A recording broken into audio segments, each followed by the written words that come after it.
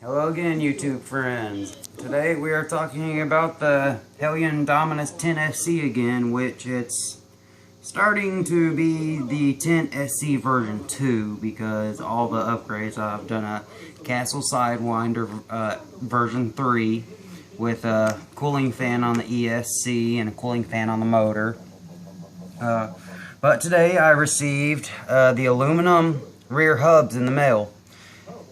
One thing you will notice with the plastic rear hubs is over time there will be a lot of wiggle room. It won't track straight because once you get off the gas because the wheels will be so loose. So all you do is take your bearings out. Oh, not only did I get the rear hubs, I also got a second set of the universal axles. That this is a front axle, and I don't know how well you can see, but it's as thick as this big lump right here. It's a stronger metal. It's not a single piece, as you can see, with everything in place. It's all one piece now, and it just bolts into place. And all the axles are completely replaceable front to rear. My next thing is going to be a better suspension and aluminum hex things for the tires to hold the tires on and to give traction so that it won't be plastic, because I'm trying to get rid of as much plastic on this as I can. The rear hubs are about 2 or 3 grams lighter, so weight really, it wasn't an issue, but it's the strength of them that really gives it a heads up on the plastic, because over time the plastic ones will literally, with the screw going through, they will warp. And I mean, the screw is so loose inside of there that, but with this one, I mean, it's tight. The tolerances are much closer. So this one still has the rear hub on it, and you can see there is slight. That's just the bearings. There's just a slight amount of play. Again, I can't remember which was the front. I'm pretty sure these were the front, because these are the thinner and these were the rear. But the universal axles will have shafts. They're a better metal, stronger metal, and like it says, it has a universal joint built into it, so it's no more having a slide socket like that. It is an actual universal joint. And once you have it installed, what you'll have to do when you want to put the bearing in is you sort of have to press fit the rear bearing. So what you do is you put the hex on, and then you take your nut for the tire and you tighten it down, and it will pull the bearing into place. And I'm just going to demonstrate with this one. I've already put new universal axles all the way around, as you can see. You can see the universal joint at every corner, even over there. I don't know how well you can see it. Not very well. It's not in the light. But I'll show you how easy it is. Once you get everything in place, this is how easy it is to put it back. You slide it into the differential. Put your rear bolt through. Slide it through the aluminum hub once you get it lined up.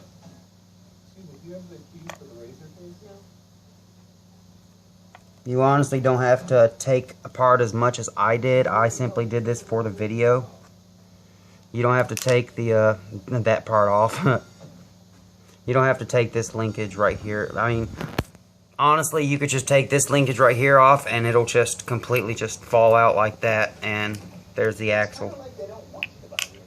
So, but all you do is put it in there, use your RC screwdriver, non-magnetic. Always use non-magnetic tools when working with RC stuff, because you can really throw off, especially with flying RC things, you can throw off any type of gyros or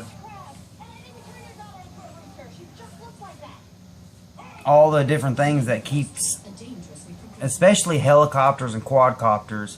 They have not only compasses, like I have a Phantom, and I've had to remove the compass, and you have to use the compass is metal, and if you use a magnetic screwdriver, you're going to magnetize it and completely throw off the compass, and you'll have to order a new one. Now you see 2 screws and it's in. The hub comes threaded already. You just put the bolts back in, and then you put your tire back on.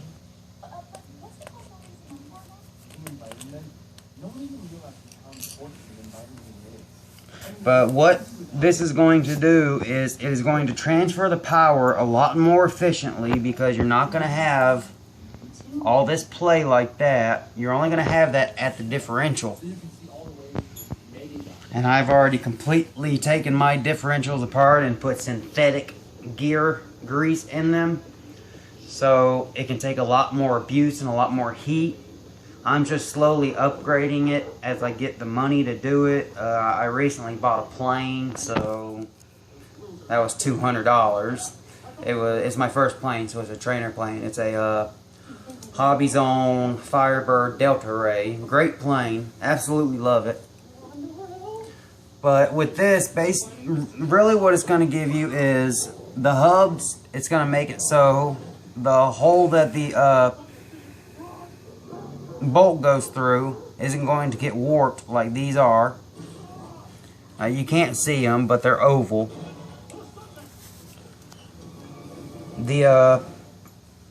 Again, the universal drive shaft is, you're no longer having to deal with 2 single pieces. It's all one piece, as you saw when I held it up.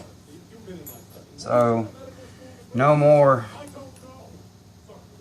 pieces that can fall out. And as you can clearly see, especially in the back, look how thick they are. I mean, absolutely thick. And there's no play. There's no back and forth play, but there's plenty of play for up and down, both back and front. I've still got a little bit of fine adjusting to do. As you can hear the popping, I'm actually pretty sure that's my shocks, because I have the springs preloaded, because I hit quite a few jumps and it always seems to bottom out. But that's it for this video. I just wanted to show the upgraded hubs and axles, because there's not many videos on YouTube where people actually upgrade the Dominus. And I didn't want to go out and spend $400 when I spent $300 thus far, and I'm keeping up with $450 Traxxas. And this takes a 2-cell. I have to give all the credit to the Sidewinder. It's an absolutely torque monster. You cannot take off in full throttle, because you do not have control. It will do a wheelie. Well, not a complete wheelie, but it'll do enough of a wheelie to take the front tires off the ground enough that you cannot control it. But that's it for this video.